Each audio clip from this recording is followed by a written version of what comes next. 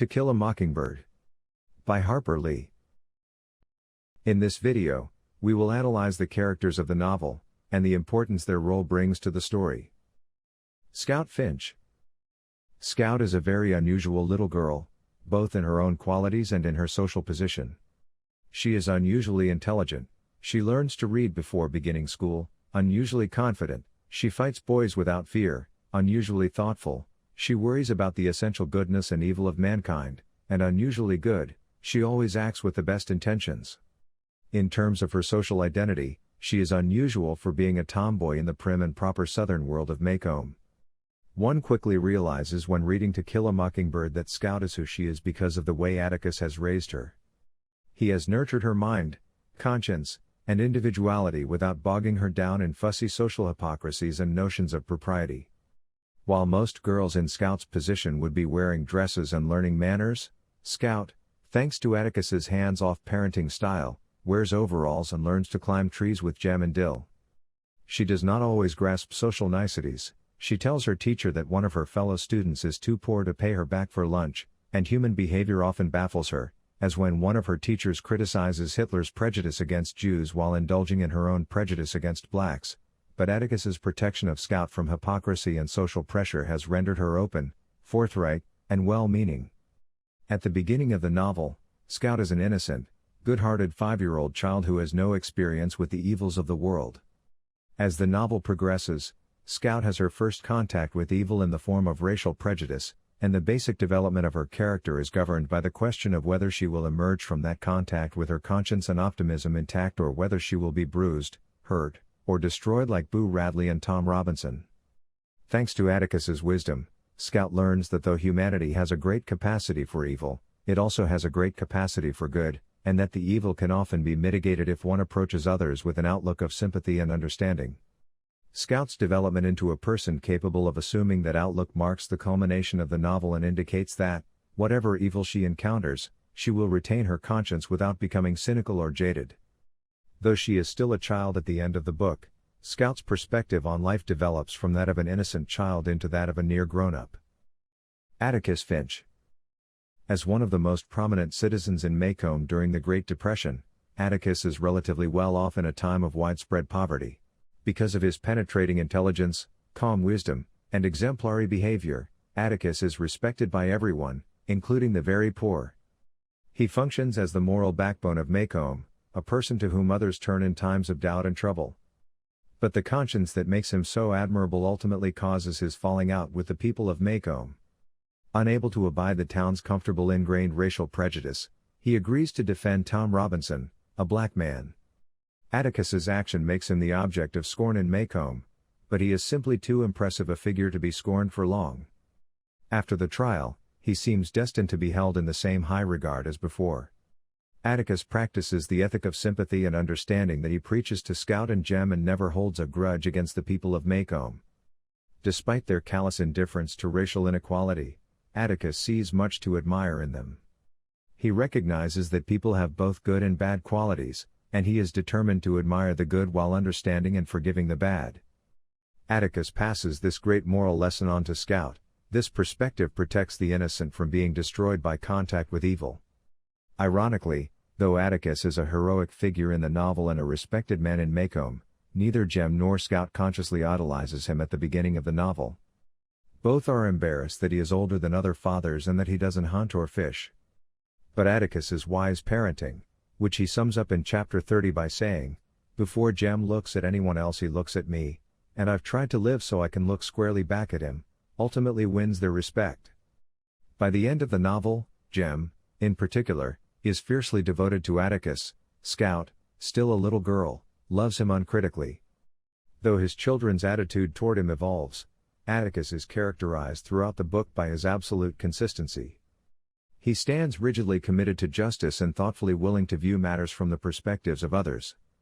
He does not develop in the novel but retains these qualities in equal measure, making him the novel's moral guide and voice of conscience. Jem Finch. If Scout is an innocent girl who is exposed to evil at an early age and forced to develop an adult moral outlook, Jem finds himself in an even more turbulent situation. His shattering experience at Tom Robinson's trial occurs just as he is entering puberty, a time when life is complicated and traumatic enough. His disillusionment upon seeing that justice does not always prevail leaves him vulnerable and confused at a critical, formative point in his life. Nevertheless, he admirably upholds the commitment to justice that Atticus instilled in him and maintains it with deep conviction throughout the novel. Unlike the jaded Mr. Raymond, Jem is not without hope. Atticus tells Scout that Jem simply needs time to process what he has learned. The strong presence of Atticus in Jem's life seems to promise that he will recover his equilibrium. Later in his life, Jem is able to see that Boo Radley's unexpected aid indicates there is good in people. Even before the end of the novel, Jem shows signs of having learned a positive lesson from the trial. For instance, at the beginning of chapter 25, he refuses to allow Scout to squash a roly-poly bug because it has done nothing to harm her. After seeing the unfair destruction of Tom Robinson, Jem now wants to protect the fragile and harmless. The idea that Jem resolves his cynicism and moves toward a happier life is supported by the beginning of the novel, in which a grown-up Scout remembers talking to Jem about the events that make up the novel's plot. Scout says that Jem pinpointed the children's initial interest in Boo Radley at the beginning of the story, strongly implying that he understood what Boo represented to them and, like Scout, managed to shed his innocence without losing his hope. Arthur Boo Radley. Boo Radley is a neighbor who lives on the same street as the Finch family. Boo's defining characteristic is his literal and symbolic invisibility. A recluse who only comes out at night, Boo becomes a receptacle for the town's fears and superstitions. The Finch children make up strange and horrific stories about Boo, informed by the gossip of the adults. The reader understands that Boo has been mistreated by his father, who locked him up for a minor infraction when he was a young man, but Jem and Scout believe wild tales about Boo, such as the rumor that he kills the neighbors' pets. As such, within the context of the novel, Boo functions more like a ghost than an actual character. He only appears in the final chapters of the book, and even then, only speaks once, but his presence is felt throughout.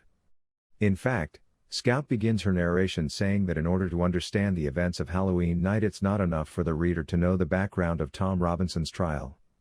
The reader must also know the history between Scout, Jem, and Boo Radley. Symbolically, Boo represents both Scout's childish understanding of the lives of people around her, and also the genuine risks and dangers that face children as they grow up in the world. As a ghost-like figure, Boo also symbolizes aspects of the town's past, such as intolerance, inequality, and slavery. The town prefers to keep the less admirable aspects of its past out of sight, like Boo, but, like Boo, ghosts of the town's past continue to inform the community's present. Boo doesn't change as a character over the course of the novel, but Scout and Jem's perception of Boo changes from monster to hero as they learn more about Boo and develop a sense of empathy. Boo is genuinely kind and protective of the children. In fact, he protects them when Atticus has underestimated the threat that Bobule poses to Atticus and his family.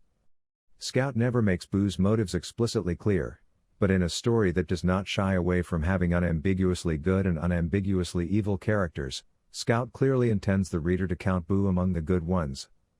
The decision that Hecate and Atticus make at the end of the novel to protect Boo's privacy marks the culmination of the novel's lessons about courage, empathy, community, and the law. Calpurnia. Calpurnia is the Finch family's cook, a black woman, and a mother figure to Scout.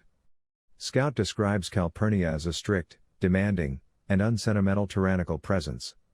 At the same time, Scout treats Calpurnia with more genuine respect and obedience than the female members of her own family, such as her Aunt Alexandra. Scout doesn't give much thought to Calpurnia's personal life outside her work for Scout's family, but the reader learns that Calpurnia has had a difficult and painful life, rarely seeing her own children while she took care of Scout and Jem. Calpurnia also functions as Scout's, and the reader's, window into the world of the black citizens of Maycomb.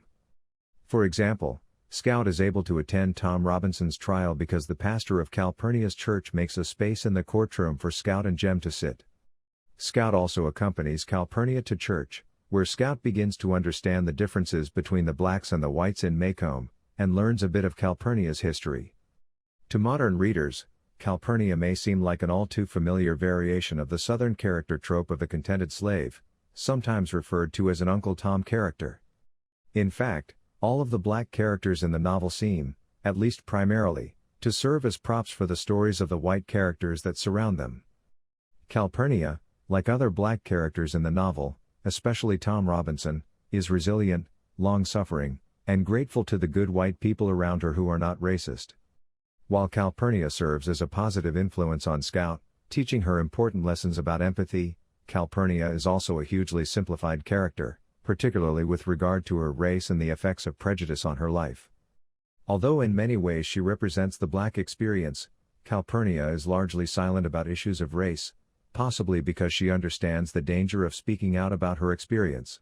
To Kill a Mockingbird is a novel filled with simplified characters, so it may be unfair to single Calpurnia out for not representing the complexities of her circumstances. But in a novel so interested in the issue of racism, the treatment of Calpurnia is worthy of critical exploration. Bob Ewell. A drunken, mostly unemployed member of Maycomb's poorest family. In his knowingly wrongful accusation that Tom Robinson raped his daughter, Ewell represents the dark side of the South: ignorance, poverty, squalor, and hate-filled racial prejudice. Charles Baker Dill Harris. Jem and Scout's summer neighbor and friend. Dill is a diminutive, confident boy with an active imagination. He becomes fascinated with Boo Radley and represents the perspective of childhood innocence throughout the novel. Miss Maudie Atkinson. The Finch's neighbor, a sharp-tongued widow, and an old friend of the family. Miss Maudie is almost the same age as Atticus's younger brother, Jack. She shares Atticus's passion for justice and is the children's best friend among Maycomb's adults. Aunt Alexandra.